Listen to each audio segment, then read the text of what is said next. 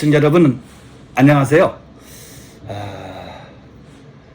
지난 1월 26일에 법원 입장에서는 어마어마한 판결이 선고가 됐죠. 지금 법원 입장뿐만 아니라 많은 국민들 사이에서도 관심이 있었던 사건인데요.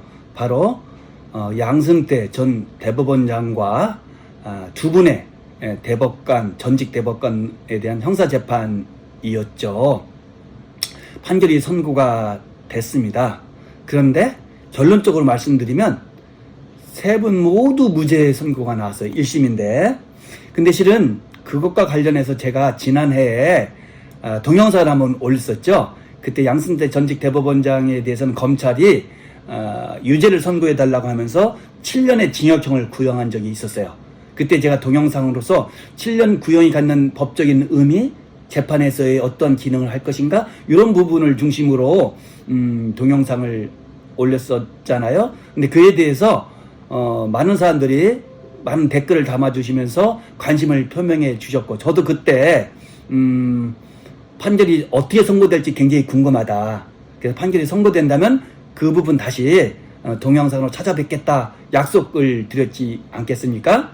그런데 아까 말씀드렸듯이 26일 판결이 선고됐고, 그것도 모두 무죄가 됐기 때문에 많은 시청자분들이 궁금해 하실 것 같아요. 도대체 왜 그렇게 된 거야? 뭐야? 이런 의미겠죠? 그래서 그 부분에 대해서 전적으로 정치적 뭐 이런 거 없이 순전히 법리적으로만 설명을 드리고, 그 재판이 온갖 신기록을 갖고 있었거든요. 그 부분도 먼저 말씀드리면서 한번 간략하게 여러분들께 해설 겸 이렇게 안내를 좀 해드리고 싶어서 동영상을 찍기 시작했습니다. 먼저 그 판결은 1심 판결이잖아요.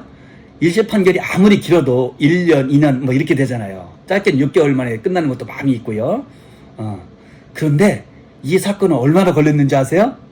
무려 4년 12개월 정도, 거의 5년이죠. 정확히 따지면 1810일. 어마어마한 거잖아요. 2년만 넘어가도 어마어마하게 늦게 선고되는 것인데, 그 2배가 넘는 거의 5년, 4년 11개월이니까 어마어마하죠. 이것도 아마 우리가 조사는 안 해봤지만 거의 가장 긴 사건이 아니었을까 하는 생각도 드네요. 또 하나는 얼마나 판결문이 길고 복잡했고 어려웠으면 선고하는 데만, 판사가 선고하는 데만 재판부에서 4시간이 넘게 걸렸어요. 어떤 언론 보도에 의하니까 4시간 27분 걸렸대요. 뭐 정확한 건지는 모르겠지만 아무튼 그 정도 오래 걸린 거죠. 얼마나 힘들었으면 재판부도 판결 선고하는 도중에 잠시 휴정을 했어요. 저도 법원 판사하고 변호사 좀 했지만서도 한 번도 그런 적은 본 적도 없고요. 한 적도 없어요. 아무리 길어도 10분, 20분, 30분을 넘어서지 않죠. 선고. 근데 이것은 선고만 4시간이 넘게 걸렸으니 얼마나 힘든 사건이었겠습니까? 또 하나는요, 증인만 100명이 넘게 법원에 출석해서 증언을 한 것 같아요. 이것도 아마 어마어마한 기록일 것 같아요. 그 중에서도, 그 100명의 증인 중에서도 60명 이상의 전현직 법관 출신이라는 거예요. 이것도 아마 사상 유례가 없지 않을까 하는 생각도 드네요. 또 하나는 그 판결문의 길이가 무려 몇 페이지인 줄 아십니까? 무려 4200페이지가 된다는 거예요. 보통 뭐 2페이지, 3페이지, 5페이지, 많은 10페이지 이쪽 저쪽 되거든요. 4200. 소설책이라 할지라도 이거 어마어마 힘든 거잖아요. 그죠? 야, 재판부 대단했을 것 같아요. 재판부 정말 대단했을 것 같아요. 또 재판부는 실은 판결문 길고 막 증인심 물고 재판 오래돼서 힘들기도 했겠지만, 실질적으로 더 힘들었던 것은 다른 데 있지 않을까 하는 생각이 들어요. 뭐냐면, 피고인들이 일단 전직 대법원장이죠. 전직 대법관이죠. 법원 행정잘 출신 계시죠. 이렇게 되다 보니까 얼마나 어렵겠어요. 더군다나 증인도 아까 말씀드린 다 전현직 법관만 60명 이상이라는데, 다 선후배, 동료 뭐 이렇게 될까, 같이 근무했던 분도 있을 수도 있고요. 뭐 이렇게 될 수가 있잖아요. 얼마나 힘들었겠어요.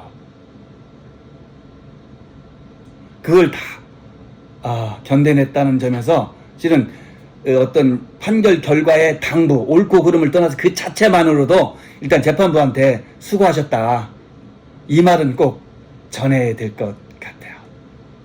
그러면 범죄 혐의가 모두 양승태 대법원장 같은 경우에 47개 혐의가 있었는데 이 모두가 무죄가 났다는 거예요. 그런데 개별적으로는 47개지만 크게 보면 대부분은 직권남용, 권리행사 방해 뭐 이런 부분이에요. 그리고 그것을 크게 다시 두 개로 나눠보면은 하나는 재판에 관여했다는 것이고 또 하나는 인사권을 남용했다는 거예요. 그래서 재판 관여 같은 것은 예를 들어서 뭐 통진당했나요? 통합진보당의 의원 지위 확인 부분에 관해서 재판부에 관여했다. 또는 뭐 일제 강제 노동과 관련해서 재판을 손해배상 청구 소송에 있어서의 재판에 관여했다. 뭐 이런 것들이 이제 공소사실로 제기됐던 것이고 또 하나는 인사관여 부분에서 소위 말하는 블랙리스트를 작성했다든가 이 블랙리스트를 통해서 판사들 인사를 불리하게 했다든가 뭐 이런 것들이 된 거였죠. 그게 두 가지죠. 재판 관여했다는 거하고 하나는 인사권 남용 뭐 이런 부분이 될 수 있을 것 같은데 이 모두가 무죄가 나온 거예요. 그럼 왜 무죄가 났느냐? 재판부에서는 직권남용 부분에 대해서는 어떻게 보면 직권남용 기본적으로는요 직권이 있어야 되는 거잖아요. 즉 직무상 권한이 있어야 되는 거야. 남용이라는 것은 무엇이죠? 뭔가 있긴 있는데 권리라든가 권한이 있긴 있는데 그것을 옳게 행사하지 않았다는 뜻이잖아요. 그걸 남용이라 부르잖아요. 함부로 썼다는 거죠. 오남용, 그죠? 그러니까 이것은 기본적으로 무슨 뜻이죠? 직권남용죄가 성립되기 위해서는 어떻게 된다? 직무상 권한이 존재해야 된다고 보는 거예요. 그리고 남용도 이루어져야 되고 이 두 가지 요건이 있어야 되는데 재판부는 그것이 없다고 본 거예요. 왜 없다고 보냐? 자, 대법원장을 필두로 하는 사법권은 크게 두 가지 권한이 있어요. 국가 권력상 두 가지 권력을 갖고 있어요. 뭐냐면 재판하는 거, 재판권이죠. 사법권의 핵심이죠.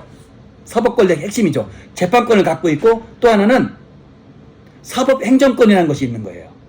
그 이것의 최고의 수장은 누가 뭐래도 대법원장이 되겠죠. 그랬을 때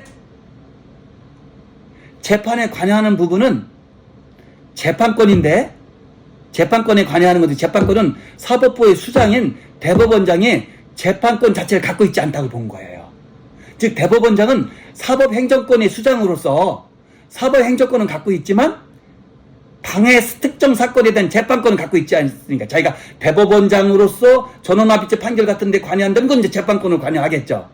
그렇지만 이건 사법부의 수장으로서 관여했다는 것인데 그 사법부의 수장은 실은 사법행정권의 수장이지 재판권은 없기 때문에 재판권이라는 직무상 권한이 없는 자가 어떻게 남용할 수 있겠느냐?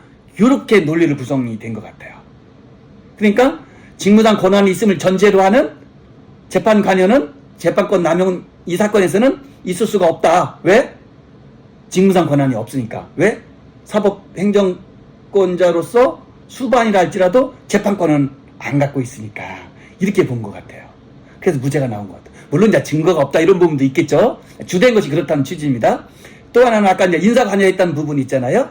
인사권 남용했고 뭐 인사상 분리기간 조치를 취했고 블랙리스트에 들어간 그죠? 법관에 대한 인사상 분리를 줬다 이런 부분이 인사권 남용이 됐잖아요.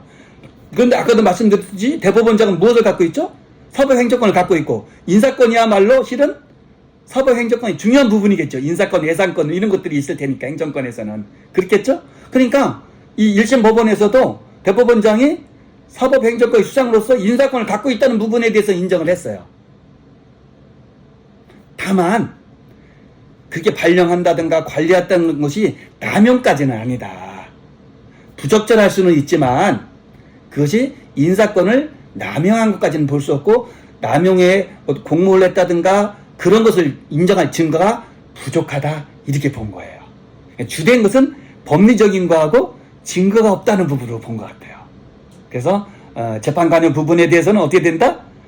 재판권 자체가 없기 때문에 1심 판사의 그 재판 그 사건에 대한 남용이 있을 수가 없다. 그거 본 것이고 인사 관여 부분은 인사행정권은 갖고 있지만 남용까지는 아니다. 또는 같이 공모했다든가 이렇게 한 증거가 부족하다 또는 없다 이렇게 보게 된 것 같아요. 좀 이해되셨죠? 자, 그랬을 때 이제 아마도 검찰에서는 항소를 할 가능성이 높겠죠? 정확히는 모르겠지만 항소심 결론은 어떻게 될지 저도 굉장히 궁금합니다. 그때도 역시 볼 것은 두 가지 같아요.